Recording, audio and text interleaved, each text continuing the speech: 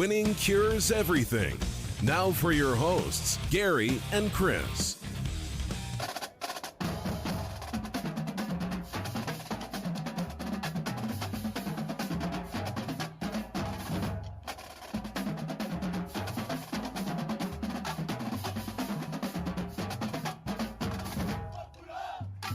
Welcome in. Winning cures everything. I'm Gary. And I'm Chris. And today is Wednesday, September the 2nd. And Chris, I got to tell you, I feel like I'm living in bizarro world right now because, you know, the story came out this morning that it was Clay Travis that actually set up the Big Ten President Trump phone call. Did you see this? I did not. I missed that completely. Yeah, he's the one that actually negotiated the call, set it up where President Trump called Kevin Warren and discussed, hey, we'll give you whatever you need, just start football. I feel like I don't know what's going on in this world anymore. Well, I don't know. Well, listen, now hang on. Let's not get too right. Trump has gone on with David Portnoy from Barstool. Oh yeah, absolutely. It's just he was scheduled to today meet with Adam Carolla and do an interview with him. I think Trump is reaching out to alternative media outlets because he's done with basically the news media outlets that usually cover him. And so Clay Travis is obviously in the same realm of Portnoy and Carolla and those guys. So that doesn't surprise me at all. Himself in that direction, and thinks that he will probably get shown in a more fair light in his eyes by those guys than he is by the popular media right now. So that doesn't surprise me at all. I just think this is the new way of the world by his standards and what he's doing. You might be right. It's strange to see Clay Travis, a guy that is so embedded in SEC culture, being the one to try and get Big Ten football back. It's very weird, very weird. And then to have the president of the country calling a college football commissioner to try and get. I mean, we are living in strange times, my friend. Strange times. Let's go on and do the rundown right quick.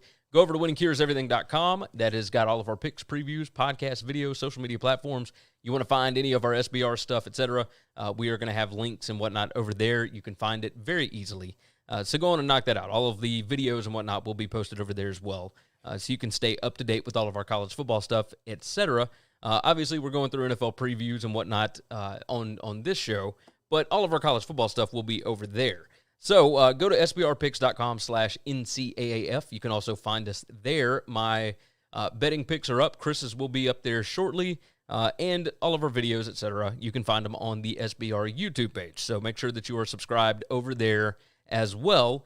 Man, you know what? Let's, Matt jumps in on the chat, by the way. Anybody else that wants to dive into the chat, you can do that. Any of your platforms that you're using, Periscope, Twitch, YouTube, Facebook, you can dive in. Bottom left-hand corner of the screen is where it's going to populate. It doesn't matter what platform you're on. It's all going to jump in right there. You can be part of the conversation. You can help drive the narrative of the show. So feel free to dive in there.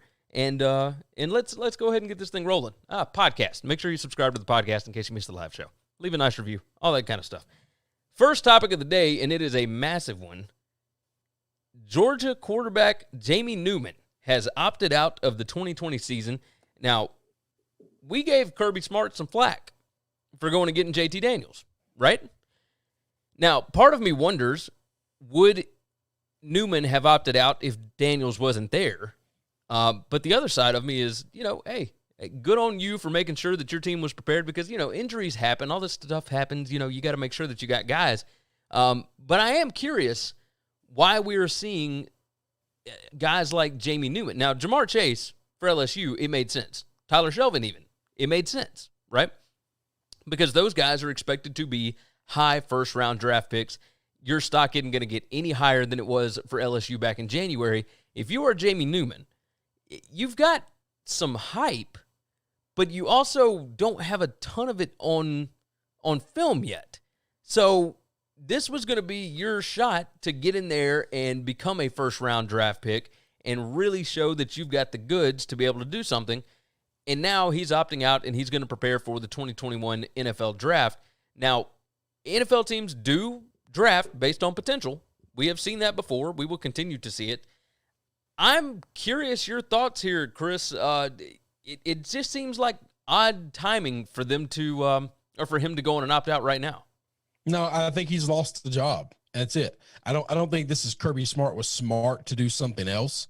Okay. I think if he doesn't get the transfer, this kid's going to play because he's going to be the starting quarterback for Georgia going into this season. And people think Georgia has a really good shot at winning the national championship this year because it's a weird ass year and they're one of the most talented teams.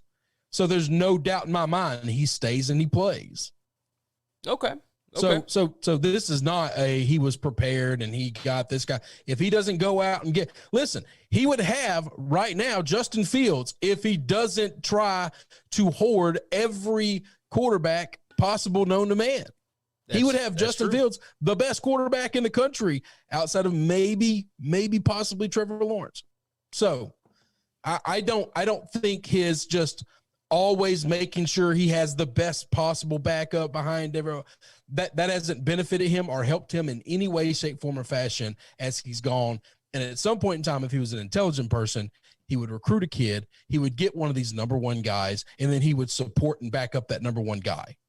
But until he chooses to do that, this is going to continue to happen, and he's got to hope that the one he keeps is the one that's good.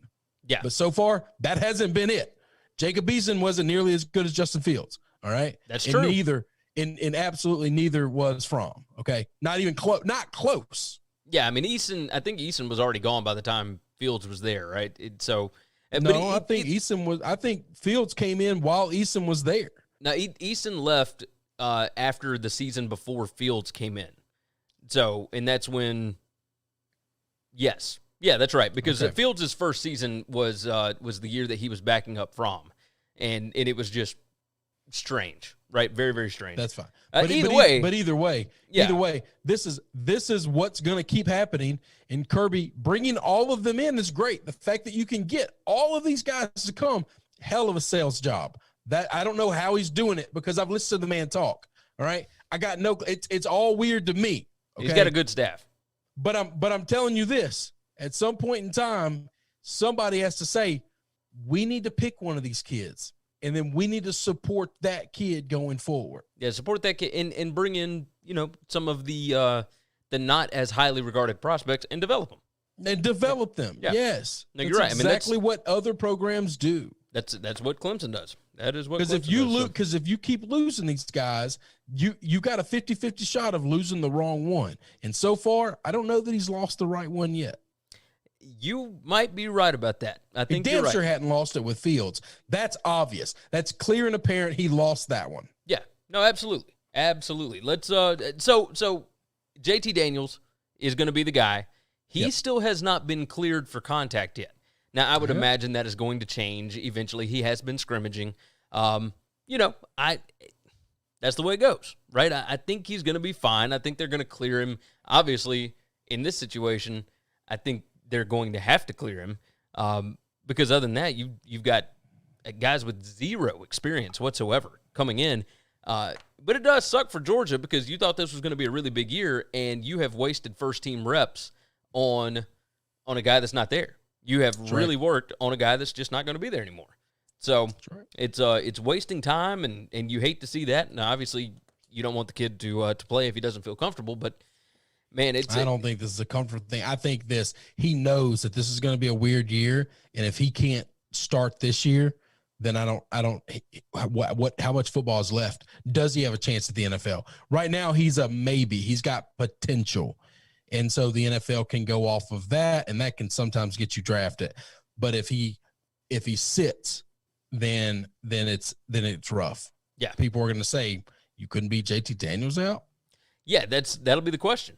That will be the question. So with that said, let's move on. Let's talk about the NCAA right quick. And the NCAA announced today that they are furloughing all 600-plus employees that they have set up in Indianapolis at their headquarters. The fact that they have 600 employees is insane to me. It's pretty nuts. It is pretty nuts.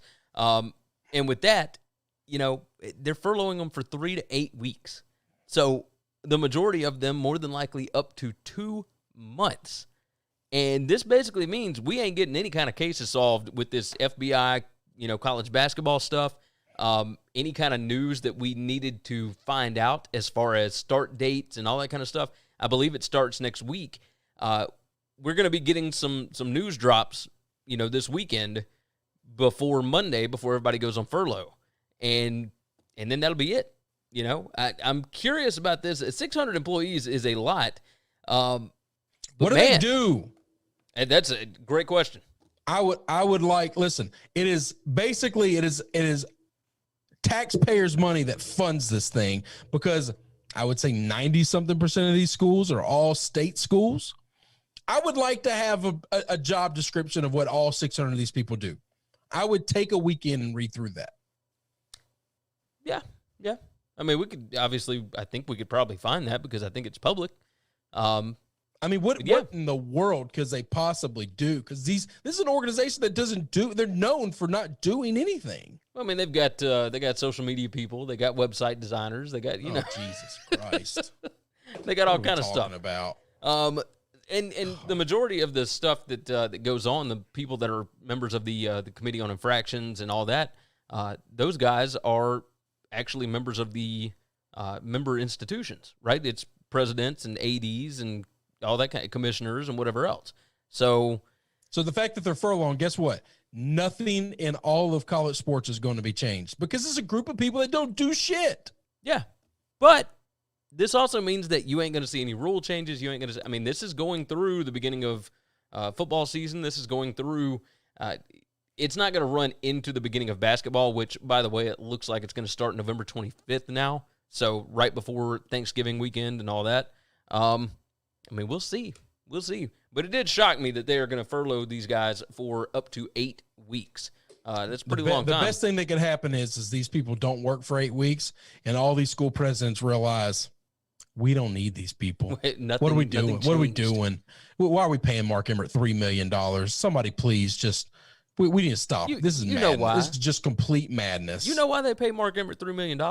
No, I really don't, Gary. Yeah. It's not like he doesn't take bullets for them like a commissioner does. Well, that's exactly what he does. But he doesn't. He doesn't do that. He takes the beatings. He leaves them out to hang. It leaves who? The school presidents and the commissioners and what? I don't know, man. He takes a pretty good beating in the media. So he took charge, and he's taking the beating for the Big Ten and the Pac-12 not playing? All these people pissed off and upset. They're all mad at Mark? No. They all understand that that ain't on him, because the NCAA has nothing to do with the FBS. But that's what I'm saying. It doesn't do anything, Gary. But he does for all of the other sports, and that's where we don't have to argue about any of those sports. I know, but the courts took away the NCAA's right to rule over Division I college football, or at least the FBS side of it. And they should take away his right to rule over anything. Yeah. Now we've been on the same page on this for a long time. Like the NCAA is outdated. I don't mean to make this a personal attack on Mark, because he is the face of that organization that does not need to exist. Yeah. They were founded for the sole purpose of providing safety for student athletes. And now they're so bad at their job, another nonprofit organization had to be created to take over protecting the safety of student athletes and advocating for the safety of them. We have an organization that was founded with this principle in mind, and they're so bad at it, and they've changed so much of who they are and what they were founded on, that another organization had to be created to take over that job, which means we no longer need all these bastards. I can tell you this. I know that if I mention those 4 letters, I know what I'm getting from you. I know you're going to be fired up. I just don't understand what they do. I just want somebody to show me what they do. The FBI found some tapes based on a real legitimate investigation from a real legal arm of the law, okay? And that's the only reason they have any of the information that they have to try to enforce any kind of their cockamamie bullshit made-up rules. Everybody's breaking them, and they only go after the ones where the evidence just falls in their lap. But that's the only thing they can do, because they were not granted subpoena power. And then they take all that information, and they go find all these other kids that have incentives to try and get that school in trouble. and dime them out as to what they were offered, not actually paid. See, this is one of those situations where if me and you get into an argument and I want to whip your ass or you want to whip my ass, that's not against the law. But when one of us actually whips the other one's ass, that is against the law. And now they're taking all these kids and they said LSU wanted to pay me money. Kansas wanted to pay me money. Did Kansas actually pay you? No, but they offered me. Well, that is not against the law. They didn't actually complete the transaction, which just creates the crime. But we're going to lock them all up. Why? Because we have to show people, we have to put on this parade, this song and pony dance that says we are doing something. You have to keep us around because we are needed. And you're not. You're just not. The commissioners of each conference can do this, and I assure you the commissioners would do a fine job of being fair because they have, in the SEC's case, 13 other schools making sure that guy follows the book. Yeah. Yeah. You don't need one guy over the NCAA doing all this. That's bullshit. You're right. You used the word that's the right word for it. It's out of date. There was a day and a time where it was probably needed, but that was also a day and a time where kids were getting killed right and left playing college sports and nobody gave a shit. And now the NCAA doesn't even protect that anymore. Yeah, you're right. I love when you get passionate about these things. Like, this is so completely off from what the actual topic was about them furloughing 600-plus people. But when I bring it up, I know what I'm getting. At the end of the day, let's say this. I'm very happy that I'm sorry for the individuals that might struggle to pay their bills and all this stuff. COVID's been tough on all of us. All right. Lots of us have taken pay cuts. I fortunately have not. I'm going to knock on wood here, but a lot of other people have. Okay. Yeah. Now, with that being said, I'm very glad this organization is furloughing everyone, and I hope that it ends up with them not existing anymore. These people are good at their jobs. They can go find other jobs at reputable places where they can be proud to work for somebody.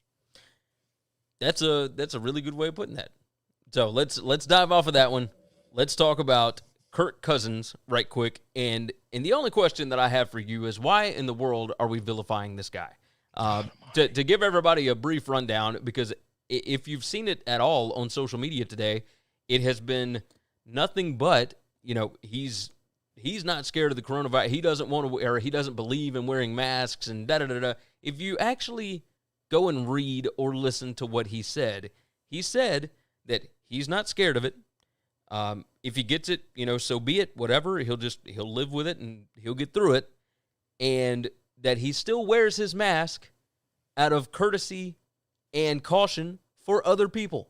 Isn't that exactly what we want? Yep. I mean, I don't understand why people are hating on this guy. I mean, if you want to hate on him, you can hate on him for trying to hire Creed to play like a private party. Like, that is what you can hate on him for. I don't hate on him. I liked Creed back in the day. Whatever. To each their own. Everybody makes fun of Creed. Had that Creed album. Okay. Mm-hmm. We all did. Everybody bought that album. Everybody did. Yeah. Yeah. They couldn't have gotten as popular as they got when they got it if we all didn't buy that shit. Don't act like you didn't. So here's the thing. All right. This is the problem that we have. We attack cancel culture a lot. I don't know that people are trying to cancel him so much as they're just trying to shame him, whatever. This is the issue that we have. And the only way I know to think of it is the problem we have are the extremes. The extreme left is very mad because wearing your mask isn't good enough. We have to indoctrinate. You have to believe exactly like us. You have to do it the exact right way, or it's not good enough. And therein lies the problem of, you've got a lot of people that live in this middle road, okay? And some of us might have our leanings here, and some of us might have our leanings here, but we're really just normal, decent people. And you've got a lot of insane assholes that live on the extreme edges of life that are right and left, okay? And all I know to think is, if you're more right-leaning, I believe that it is your job. It is your responsibility, not the left side, but your job to take those extreme alt-right people and lock their ass in a locker and beat the shit out of them. Just you control not necessarily physically hurt them, but you stand up to them. You tell them, shut up. You are making our country a worse place to live. You are causing problems. Don't worry about all the people that disagree with it. We agree on 90% of the things, but you're an extreme egomaniac on these things, and you need to back the hell up.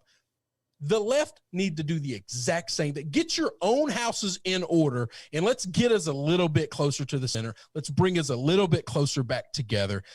The problem is when one goes a little farther, the other extreme goes a little farther, and we're just getting farther apart, and everybody in the middle is just looking around like we don't really know what to do. It's the meme of John Travolta in Pulp Fiction where he's he's just wandering around looking like at a grocery store, just but that's it.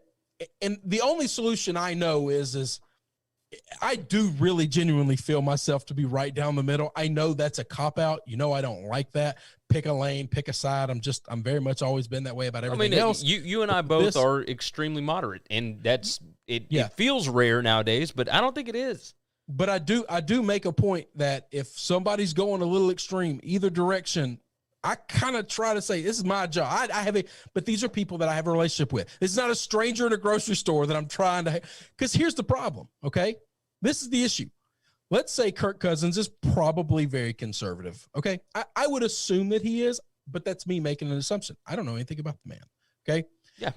If you're on the left side of most things and you would like to have an intelligent adult conversation, therein lies the problem. I don't think anybody wants to actually have an intelligent adult conversation, but if you do, and you would like to try to convince him to see the world a little bit more your way, yelling at him and shaming him isn't going to do that. Agreed.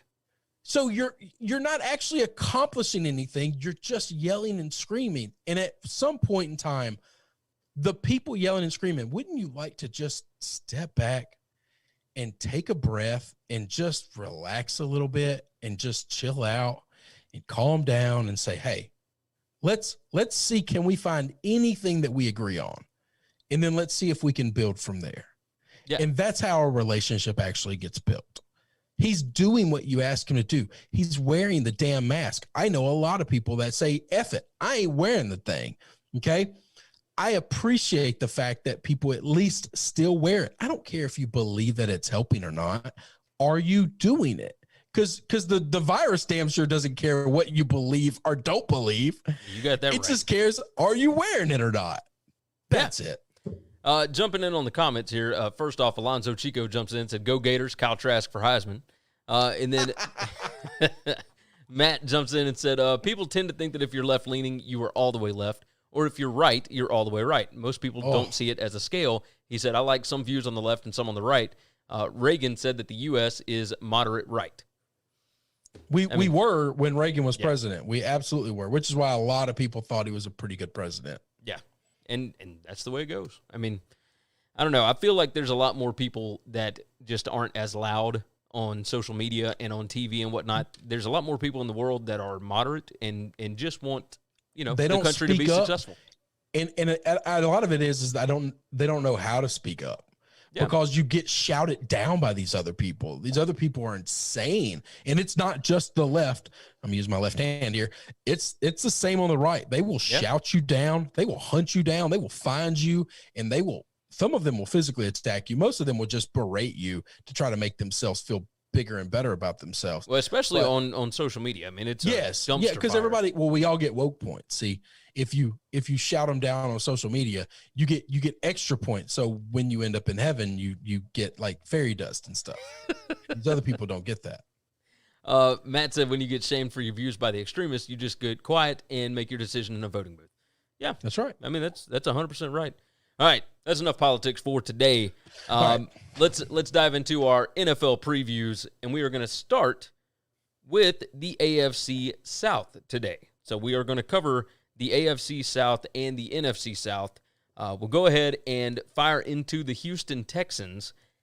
Went 10-6 last year, not too shabby. Their win total right now as it sits, and we're going to use 5 dimes today. Their win total is at 8. To go over is plus 100. To go under is minus 120. So they think it is more likely that they will go under. To win the division, they are plus 330.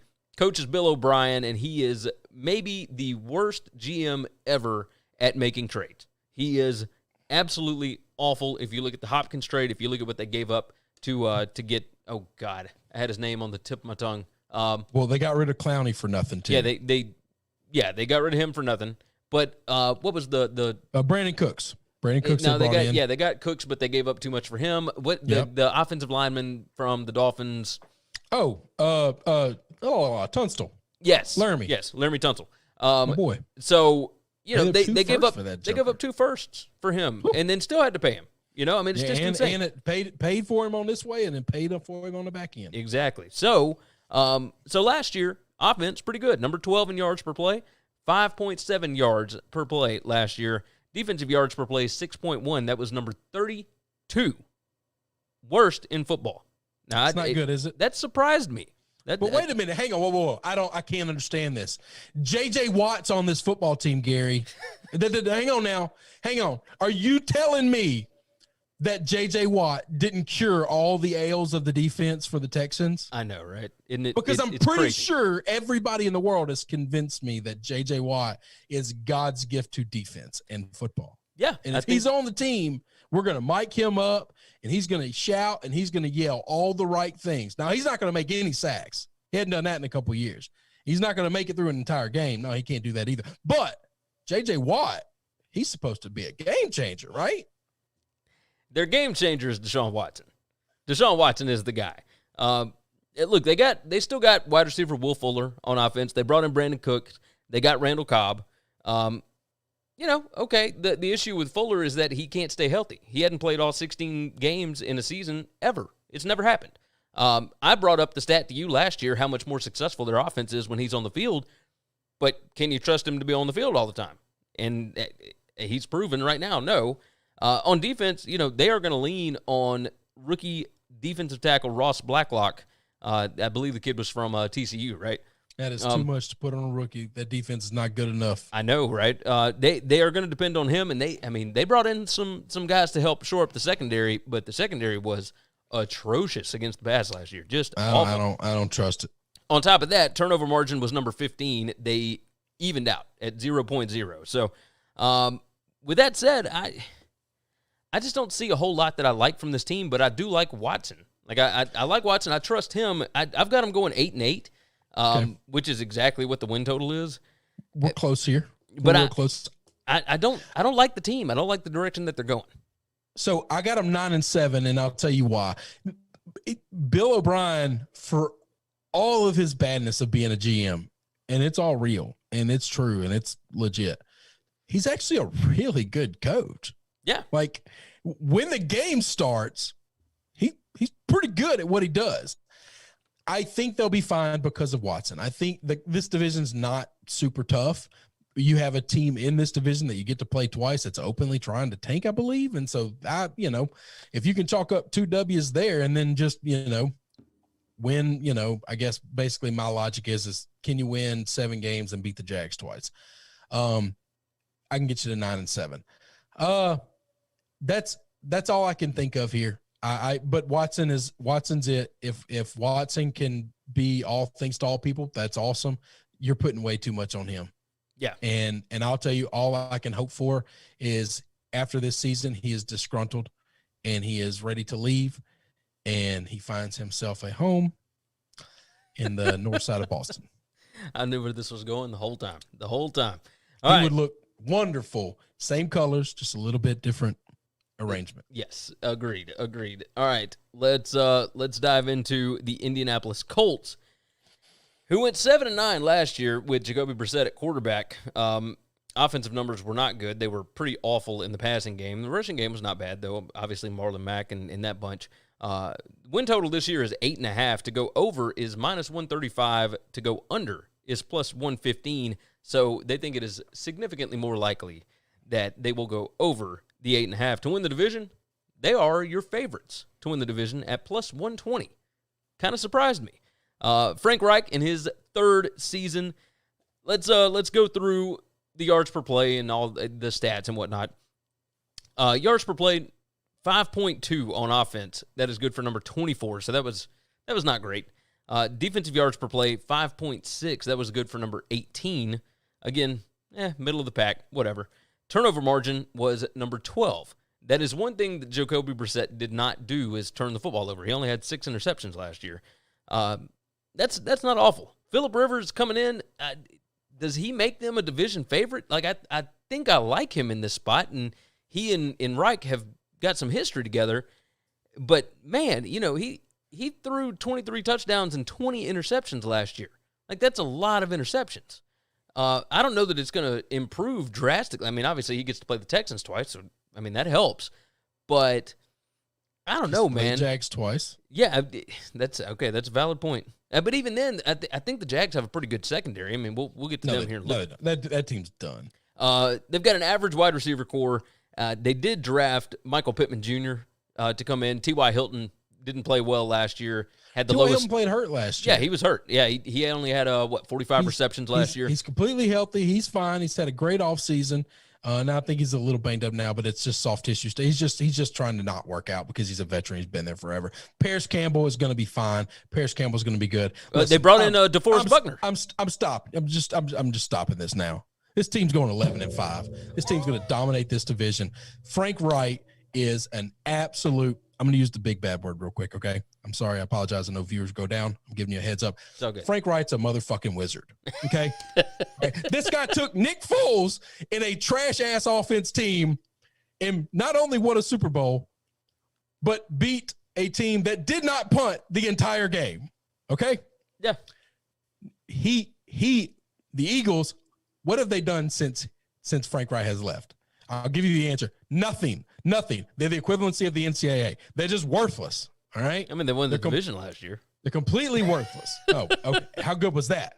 How good was 9 that? and The weakest 7, division, weakest division the world's ever seen. Just trash. So anyway, I'm telling you, Frank Wright is an absolute mastermind. The best years that Phil Rivers ever had, a long time ago. He's a little long in the tooth. He's old. We're with Frank Wright as an offensive coordinator in San Diego. Okay. They brought in Jonathan Taylor, him and Marlon Mack. They're going to run the football. This is probably the best offensive line in the league. Paris Campbell, Michael Pittman Jr., T.Y. Hilton. This offense is going to roll. They are going to beat people up. They're not great on defense, but I think they're going to be good enough. I think they're going to get better on defense. I mean, they're going to get better on defense signed because they're going Buckner. to sustain drives a lot longer. Yeah. I like Jacoby. Jacoby played most of the year hurt last year, okay?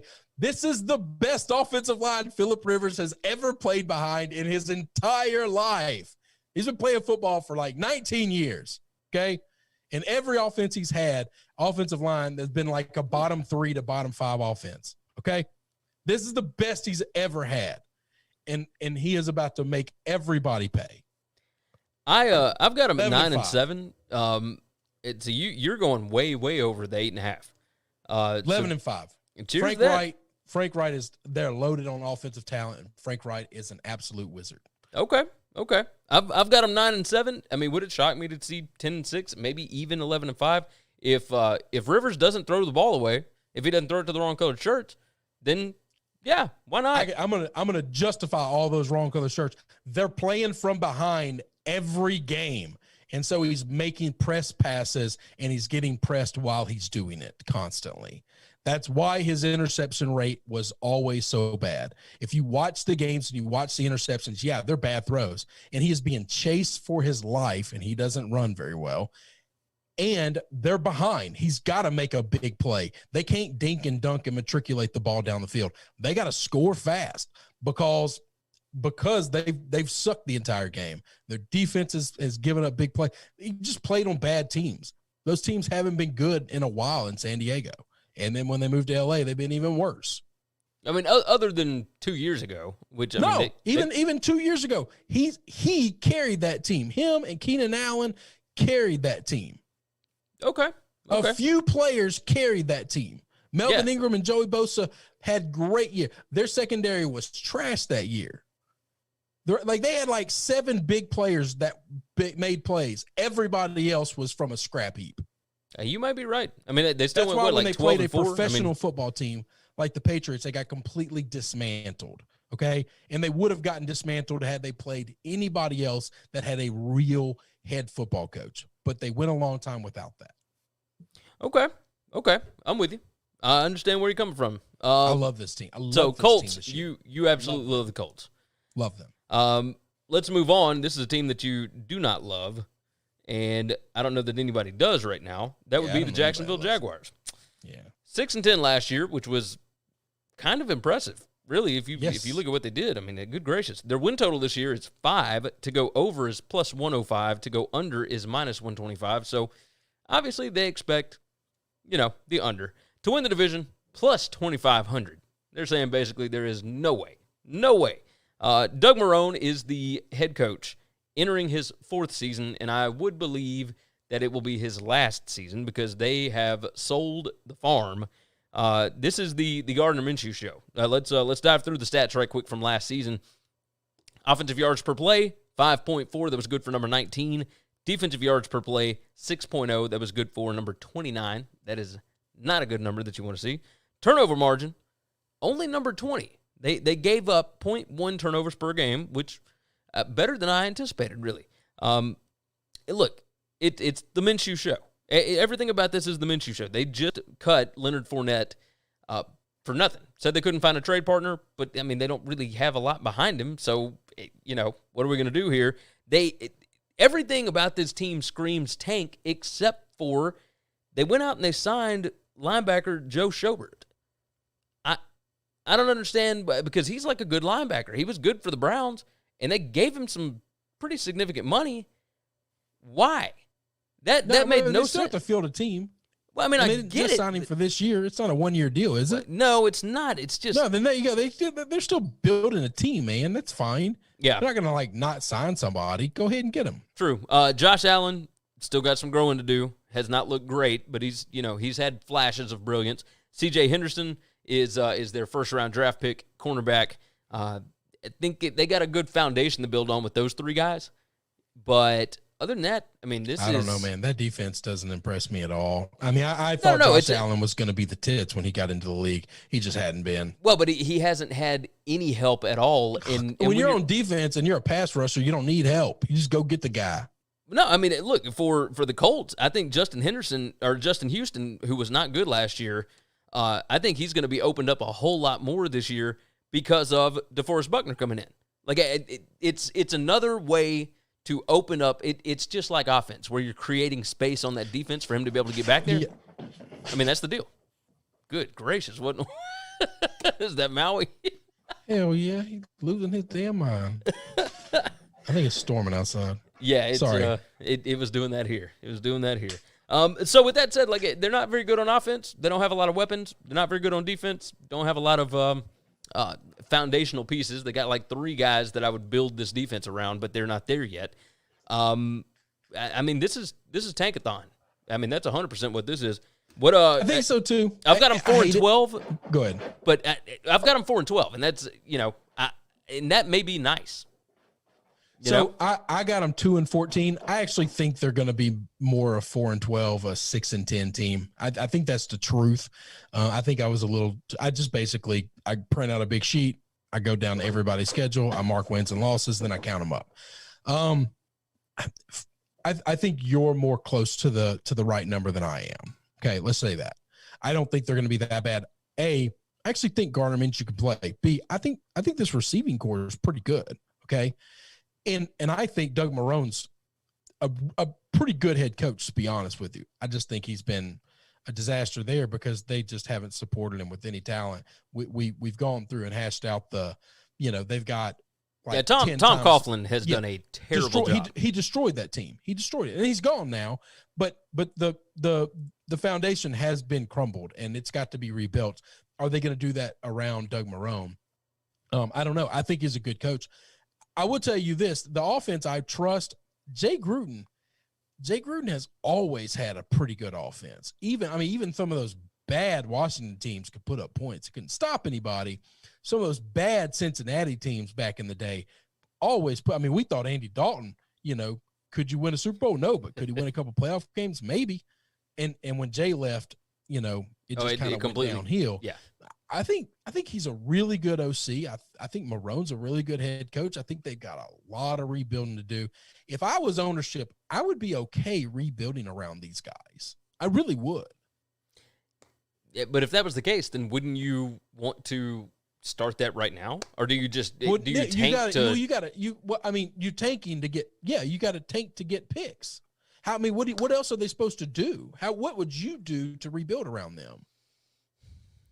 You try to get picks, right? Yeah, you try to get players. It's just so strange to me to not try to win, and that's what it feels like they're not doing. I mean, but at the same time, Miami did this last year.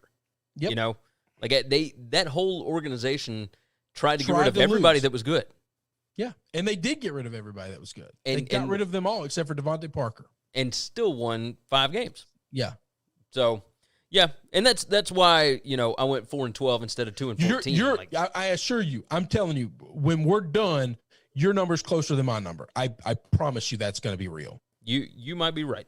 I really believe that because I'm giving you my number. I went through this is what I think will happen, wins, loss. I didn't just look at a team, but because if you'd have just said, look at these teams, give me the record that you think they're going to be, I probably wouldn't have made the Colts 11-5. I probably would have 10-6. But I also would have definitely said I think this team can win 5 games. It's somewhere between 6 and 4. 6 is their ceiling. I think 4 is their floor, and that's the world they are. I think this offense has too much talent. I really do. I think they're going to struggle unless they just start dealing those guys away. But the problem is those guys are all really young. Yeah, so, I mean that's who you would build around. Yeah. All right, let's move into the last team in the AFC South, and that would semi-local team. Can we claim them as the local team? Yeah, we're going to claim them. I mean, look, we're based around Memphis. We love Nashville. We don't see ourselves as a stepchild of Nashville. This ain't a rivalry. We're all good. We like the Titans. We pull for the Titans. So yes, sir. Tennessee Titans went 9-7 last year. They have gone 9-7 for 4 straight years, dating back to a different head coach ago. Mike Vrabel enters his 3rd season. Their win total this year is 8.5. To go over is -115. To go under is -105. So they lean slightly to 9 wins as opposed to 8, which makes sense because they've done it for 4 straight years. To win the division, they are +200. Let's go through the stats right quick. Offensive yards per play, 6.0. That was good for number 5 in the NFL last year. Defensive yards per play, number 16. Gave up 5.5 per play. Turnover margin was number 5. That's really good. So they gained half a turnover every single game. They signed Tannehill to a really massive contract. They signed Derrick Henry to a 4-year, $50 million contract, which I think was good pretty good. I thought it was good as well. A.J. Brown, I think he might be poised for a breakout year this year. I mean, the second half of last year, he really opened up once he figured out that offense. They drafted running back Darrington Evans in the 2nd round. He is going to be the backup for Derrick Henry. Yeah, he is not touching the field. You don't think he's touching the field at all? Hell no. They are going to make Henry a 3-down back. Oh, I would almost guarantee that. But I do think you have to spell him at some point, right? Well, yeah. So, he's going to see the field. But okay. He has virtually no value other than this guy's going to rest, we're going to pass the ball. Pretty much. It's what Deion Lewis turned into, right? Oh, so, Deion Lewis was at least, but the difference is Deion Lewis could block because he'd been in the Patriot system for long enough. He knew how to block when they weren't going to give him the ball. And I think that's why they gave Darrington Evans, or they drafted him. I think that's why they drafted him. The problem is he's a rookie. Rookies never know. Rookie running backs are the worst blockers in the world. Tannehill get killed if they do that. But he was at App State. He learned under Satterfield. Like I trust this guy. I mean, looking at the film and whatnot, rookies just don't know how to do that, Gary. You might be right. But I'm gonna trust him. Defense signed edge rusher Vic Beasley, so that's good because they lost Logan Reed. They needed help on that defense bad, and they lost Jarrell Casey. And they are like the leaders for the good gracious, what is it? For the Jadeveon Clowney sweepstakes. So I don't know what Clowney wants, man. Yeah. I don't know what Clowney wants. I don't either. I mean, it doesn't make any sense. The Browns have made him a 1-year, 2-year, 3-year, and 4-year deal, all around $17 million a year. Yeah. And he has said no to all of them. So he don't want a short deal. He don't want a long deal. I don't know what the hell he wants. Yeah, who knows? He wants $25 million a year is what he wants. Yeah. I So going through the schedule, I've got them going 10-6, but I think I'm a little bit biased. If I were going to do it, I'd probably do 9-7 again. Well, okay, yeah, that's not crazy. I got them 9-7. I think that's what this team is. And I'll tell you this: that turnover margin's going to regress. They're going to come closer back to the mean. They're not getting all those turnovers anymore, and they're going to actually start turning the ball over at some point in time. It's just a numbers game. Ryan Tannehill turned the ball over a little bit in his past life. He didn't just magically forget how to do that. The offense protects him a lot. Henry doesn't turn the ball over. That's good. But at some point in time, if they keep throwing more, if they get into games where they have to throw more, the turnover margin is just going to regress back to the mean. Yeah, okay, and you might be right about that. One thing that we did have last year, that offensive line was really, really good. Remember, they lost Jack Conklin, and they brought in draft pick Isaiah Wilson, and they expect Wilson to play immediately, and he's a rookie. Yeah. If you would have asked me, and this might be where some of the Jags wins come from, if you would have asked me what I thought this team's record was, I would have said 7-9 or 8-8, because I believe Tannehill is going to regress back to the Tannehill we've seen in the past more. And you cannot do what they did in the playoffs, which is run Henry for a season. That's not possible. It's you can be Superman, but at some point in time, we're all man. So it's just not realistic. I think when they're not able to do that, I think Tannehill is going to show his true colors. I think he's a good quarterback. I don't think he's anywhere close to worth what they're paying him. Oh, I agree with you. I would have never gone all in with Tannehill. Oh, ever. Rookie quarterbacks come in just too damn good. Yeah, it made no sense to me. All right, let's move into the NFC South. What did you have them at? 9-7. All right, yeah, and I had them 9-7 as well. All right, NFC South. I thought you said 10-6, but it's no. I did have 10-6. You're right. No, you're fine though. You're going to change it. It don't matter. No. I'll stick 10-6. It'll be fine. Maybe they'll finally get over the hump. All right. With that said, NFC South. Starting off, the Atlanta Falcons went 7-9 last year. Started out the year 1-7, ended the year 6-2. The tale of two seasons, I guess you could say. So let me jump in here. You know how I do my little chart, right? Mm-hmm. Last year I did my chart. And when I was done, I don't look at any of the teams. I don't count up any of the wins until the whole thing is done. So I don't really know who I think is good and who I think is bad until it's over. All right. And then I had the Atlanta Falcons going 4-12. And I told you that's wrong. I threw that sheet of paper away and I redid it. I redid the whole thing because Atlanta was too far off. And then they started the season off 1-7. And I thought, I shouldn't have thrown that damn paper away. I should have went with my gut. I should have went with my instincts, and I didn't. Go ahead. Their win total right now is 7.5. To go over is -125. To go under is +105. So they think it is more likely that Atlanta will get to 8 wins. And I don't know if that's necessarily the case. To win the division, they are +650. Dan Quinn enters his 6th season, and this, I really think this is make or break year for Dan Quinn. Going through the stats, offensive yards per play, 5.5 yards per play was what they rolled. It was good for number 15. On defense, they gave up 5.8 yards per play. That was number 24. Neither of those numbers are very good. And their turnover margin, they gave up 0.3 turnovers per game. That was number 25 in the league.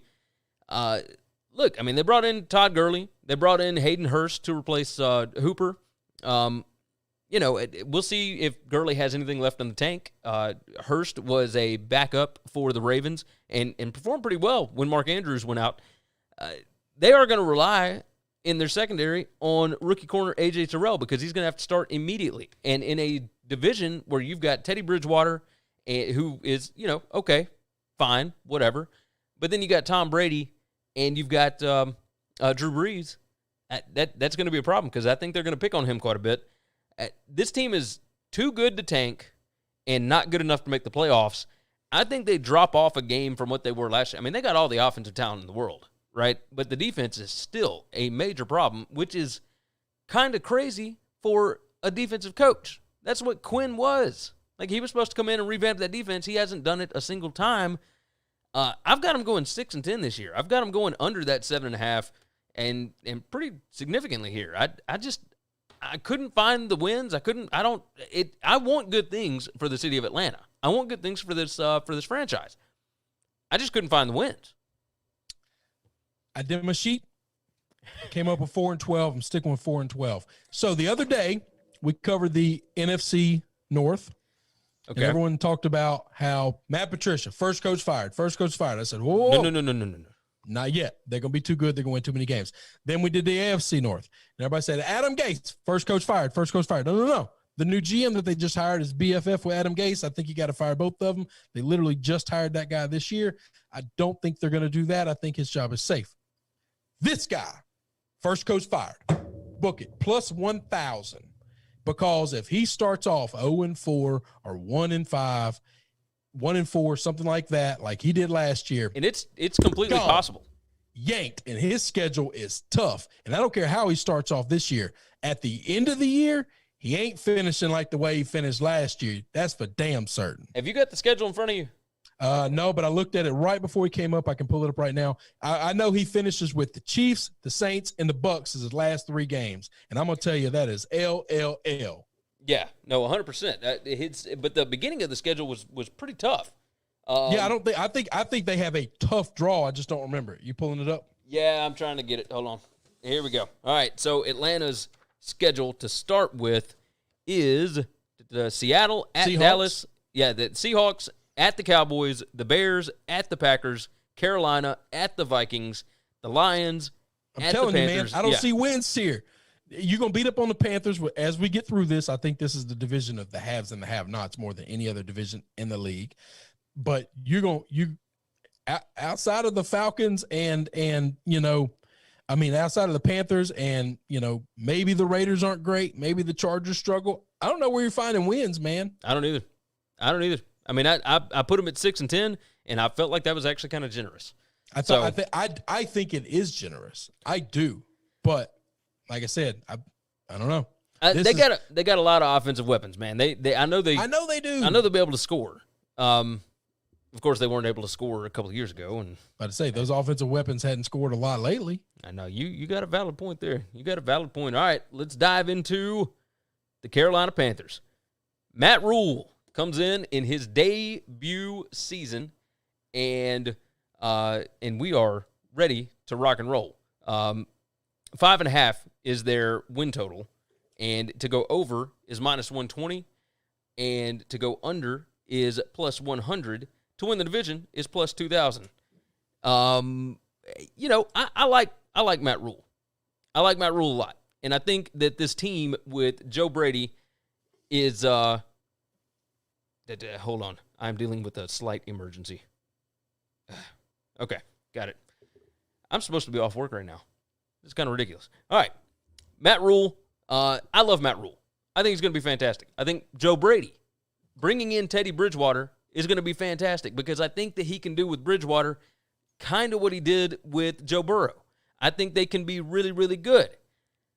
But this team has got a lot of building left, right? They brought in a bunch of free agents. This is the first team in ever to draft all defensive players, and they needed them because the defense, there ain't people there. I mean, it's rough. When they lost Luke Kuechly last year, and he was the leader, and they are rough, man. It's going to be a long season, I think. But I love Brady. I love Bridgewater. They brought in Russell Okung to line up at left tackle. I think he's going to shore up that offensive line. Robbie Anderson, good weapon to have. Obviously a former Temple guy. Matt Rule, of course, bringing in guys he knows. I think it's going to be the Christian McCaffrey show. But I also think you got some pieces to work with on offense. You just got to wait for that defense to find some leaders, to grow up a little bit. Yep. They're just young. They're just so green. In the NFL, they're going to get picked apart. Going through, it's not even worth going through the stats. I mean, this is just a completely different team. The teams, that's what I'm about to say. Last year's team ain't anything like this year's team, so it's all fantasy. It's all fiction. Yeah. I like this coach. I like the coaching staff. I like Bridgewater. I like a lot about this team. I've got them 7-9, and I might be a little bit biased. I'll say that. Okay. So I like this coach. I like this quarterback. I got him 3-13. Ooh, gracious. Now let me give you a little Matt Rule history lesson, okay? Okay. This is my guy. All right. This is my guy. All right. Worship this dude. Love this dude. In the tank with this dude. Okay. All right. Got to Temple. Temple was bad at football. First year, they won 2 games. Second year, they won 6 games. Third and fourth year, won 10 games. Jumps to Baylor. What did he do first year, Baylor? Yeah, it was really bad. 1-11. One win. Yeah. Then year 2, 7 wins. Then year 3, 11 wins. Year 1 is always a scrap year for Matt Rule. It's just, I don't think the NFL is going to be, I don't think you're going to be able to be better at the pros than you were at college. I think your first year is getting in this locker room, figuring out who do I want to stay in this locker room and who do I want to get the hell out of this locker room. Okay. We don't care about winning and losing. We're going to try to win every game, but really I'm just evaluating everybody over the course of the season. And then next year, there you go. Bring in my guys who I need my guys. And then we'll start getting better. Okay. I believe your record will be a good record next year without even knowing what the team looks like because I trust Matt Rule. They will not be a 6-win football team next year. They will be better than that. I trust this man. Okay. But this year they're going to scrap and claw and fight with their fingernails to get to 3. Okay. I think they're going to be a tough out. I don't think these teams that are going to win 2 wins or 3 wins, this is the NFL. I don't think they're just going to get blown out every game. The difference between winning and losing in the NFL is so small. It's so hard. All these games come down to the fourth quarter, and who makes mistakes and who doesn't. I'm going to tell you, 9 rookies on defense, they're going to make a lot of mistakes at the end of the games. You got a valid point. That's going to happen. You got a valid point. So I know that I'm biased on this one. I know I love this man. And I think I want Teddy to be good. This is just not how it's going to work. That team doesn't have enough talent. No, this is a rebuild job from the foundation. Your best player cannot be a running back and win in the NFL anymore. That's truth. That's just the truth. You have a very valid point, and I trust you on this. So this is not one that I'm going to bet on. I had to look back to make sure was he that bad his first year at all these other schools? He was that bad. He was that bad. Well, because he tears it all down. Well, because the programs he took over were that bad, and he just he breaks them to nothing. And they don't have to destroy this. It's the pros. It's not college. But I think the fact that they didn't spend a single nickel on a defensive player is I want to bring my guys in on defense. I want to bring guys in that I want, but they're not going to be good now. They're going to be good later. So we just spend all our money on offense for right now, and we'll go at that, and then we'll just try to win the best we can. You got a point. I hope I'm wrong. Oh, I hope you are too. And I love this man. That would make I love this man. That would make my prediction look much better. But I think you are probably closer to correct than I am. So, with that said, we move into. Go ahead. What you got? Me? Oh, I thought you were stopping me for a minute. No, I was just taking a breath. Sorry. I'm really in bad shape. Hey, it is all good. Let's dive into the New Orleans Saints. And Sean Payton enters his 15th season as the head coach of the Saints. Not too shabby. They went 13-3 last year. 10.5 is the win total. To go over is minus 125. To go under is plus 105. So obviously they expect them to go 11 wins or better. To win the division, they are the favorites, minus 110. That's about right on the line, right? Let's see. Chris Carter jumped in and said, I'm here to get information on the dogs, not to hear a sermon on politics. That's right. Late the politics was like 40 minutes ago. He's probably I think when if they come in late, they're watching it from the beginning, and we're getting their comment as they send it. Yeah, maybe so, I guess. I think that's how this works because this has happened in the past. Okay. Well, either way. So, with that said, let's see. We're on the Saints. Sorry, that threw me off completely. This has been a really weird day. The biggest thing here is Alvin Kamara. What are we going to get with Alvin Kamara? He's fine. He showed up for practice day. They're going to work this thing out. Okay. Well, look, here's the other thing is he was injured for quite a bit of last season. He missed 7 games. Well, he only started 9 games last year. Only scored 6 touchdowns. That's not good. That's not what you want to hear. So, signed wide receiver Emmanuel Sanders. I think he's going to work well in this offense. He seems like there we go. Chris said came in late. Saw the comment. Sorry. All good. So the defense, they're going to be helped a lot. They brought in free agent defensive lineman Malcolm Jenkins. I think he is going to be a massive piece for them. This team is loaded. if Breeze gets hurt, like, do you have somebody like Teddy Bridgewater? I think we could probably trust Jameis for a couple of games.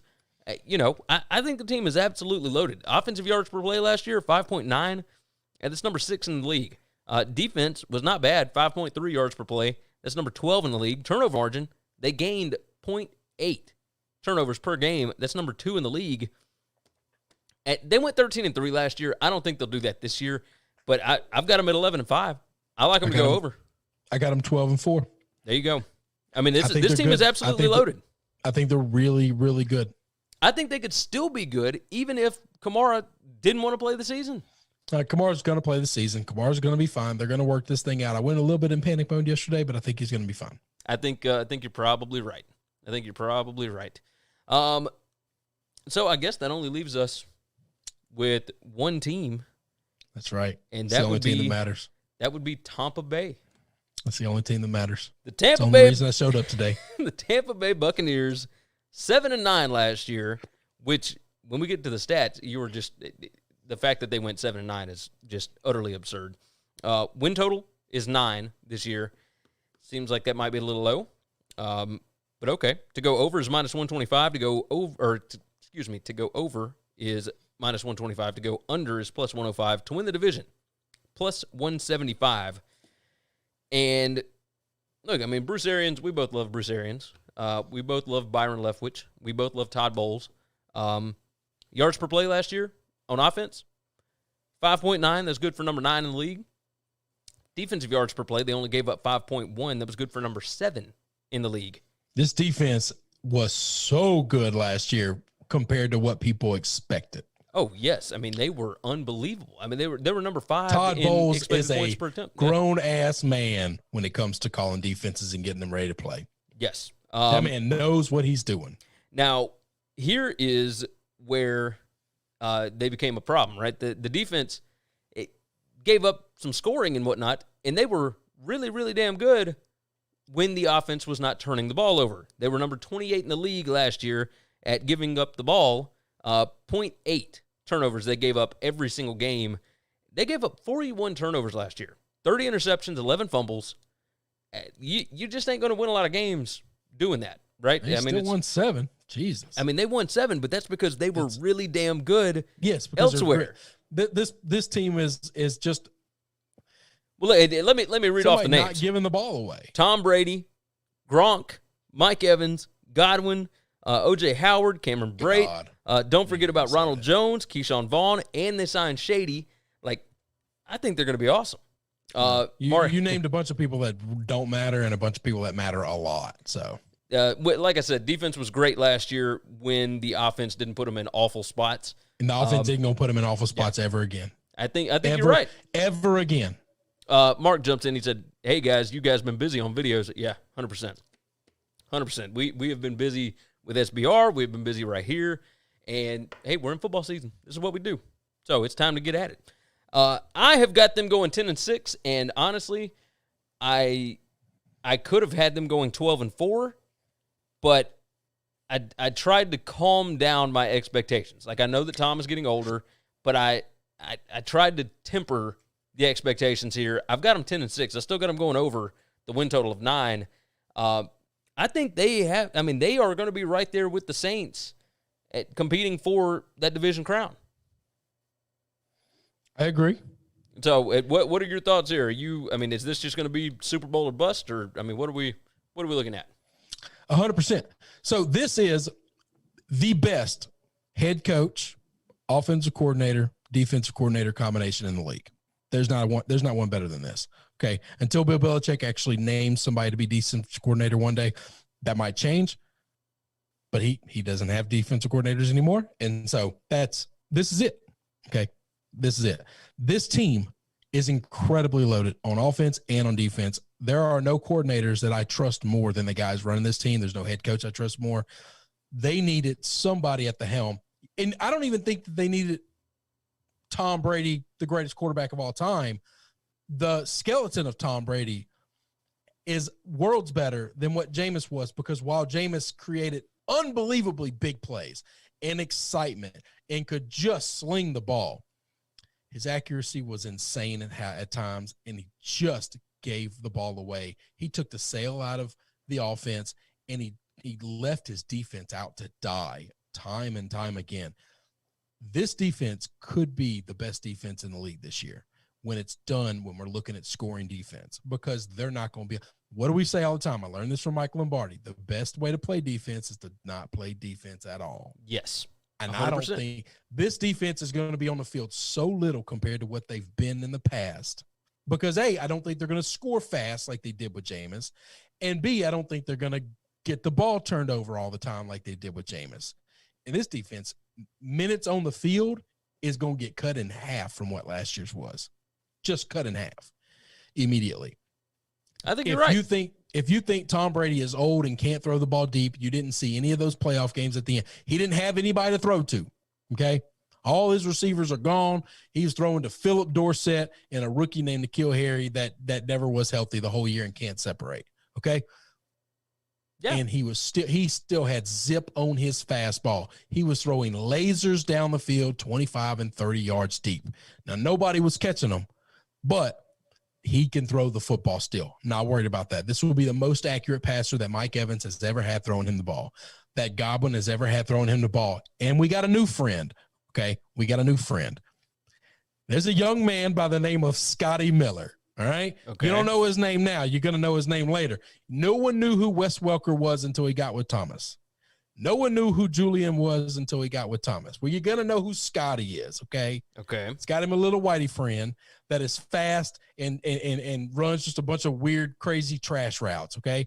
Can't get open, but catches the football and gets hit real hard. That's exactly what Julian was good at. It's exactly what Wes was good at. And apparently they've been working out all off season.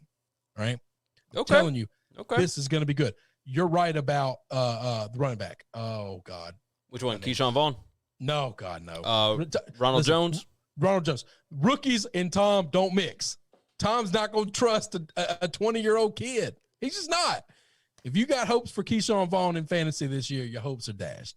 It ain't happening. I didn't draft him. I'm all good. Unless Ronald Jones gets hurt. But I think Ronald Jones is going to be big. Well, even still, you still got Shady. So... Oh, God, get off. Please stop. Please just stop. They brought him in. Stop it. He's a veteran. I think he'll be fine. You know who they're about to pick up? Leonard Fournette. Leonard Fournette. I'm telling you, this team, I went through my list. I knew this team was going to have more wins than not. 14-2. Oh, my God. I think they're going to win the Super Bowl. Okay. They're going to win this division. I think they're going to the Super Bowl. Okay. You giving away just spilling it right there. Sitting out here for free. Tom Brady is out to prove one thing. If you don't think this guy doesn't still have a chip on his shoulder from being called a system quarterback his entire time in New England, I think he left for one reason and one reason only. I want to prove that I can do this. So let me tell you how he's going to do that, by the way. Okay. The same way Peyton Manning did it. It's a little magic trick, okay? It's a little magic trick. And this isn't an original thought from me. I didn't know about this until I heard it. The Ringer fantasy stat guys, or Matthew Berry maybe talked about this. It was a fantasy guy that I listened to, talked about it.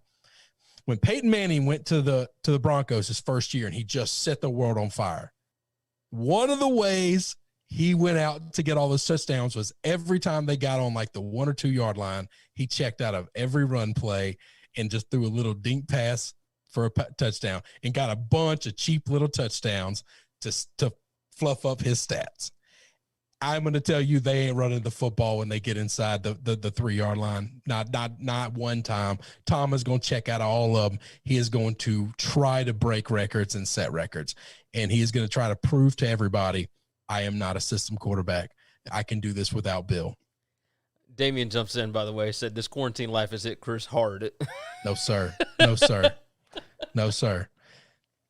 I love this man. Okay. Maybe definitely more than like some of my family, but maybe in the realm of the people that I live with. I've got them 10-6. Again, I could see them 12-4. This is it ain't the easiest schedule in the world, but it does help that they had a last place schedule last year. That's right. So.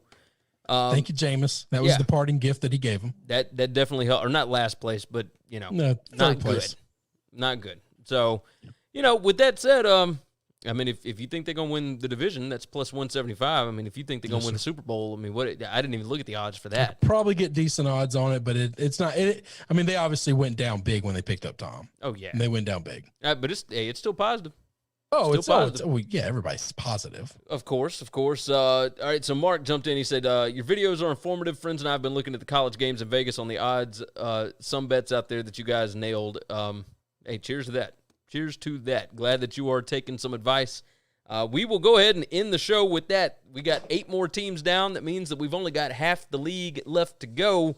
And I believe we're going to try and get in a show tomorrow, as our duties for SBR do not include tomorrow or Friday. However, we will be on SBR's YouTube page. That's Sportsbook Review. You can go find them. Just do a YouTube search, SBR Picks, and you'll be able to find it there. But we will be live on Saturday morning at 10 a.m.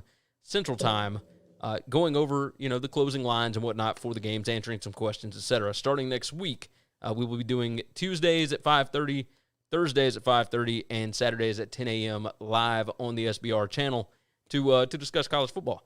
But yeah, we're going to be doing more NFL previews and whatnot, getting ready for the season to kick off a week from tomorrow with Kansas City and Houston. And, I mean, it's kind of weird. Quarantine has felt like so long, and this offseason has not felt very long at all. I mean, it's kind of crazy. But with that said, Mark said, see you guys at the pay window. That's what I'm talking about. All right, we're going to get out of here. Go on, like we said, subscribe to the SBR YouTube page. Head over and find our articles over at sbrpicks.com/NCAAF. All of our picks for this weekend's games, etc. And we'll have NFL picks and whatnot ready for next week right here on this show. We appreciate all you guys that jumped in the chat and whatnot. We thank you for giving us an hour of your day at basically at least 3 days a week right now. So you guys have been fantastic. Make sure you are subscribed to the podcast, in case you missed the live show and whatnot, and keep dumping in here. Man, we appreciate you guys. With that said, take care of yourself, take care of each other. We'll see you tomorrow. Thanks for checking out Winning Cures Everything. If you want to keep up with us, hit subscribe on YouTube or your favorite podcast app. Visit the website at winningcureseverything.com, or you can like us on Facebook or follow us at Winning Cures, at Gary WCE, or at Chris B. Giannini on Twitter. Share out the show, leave a nice review, and make sure to comment and tweet at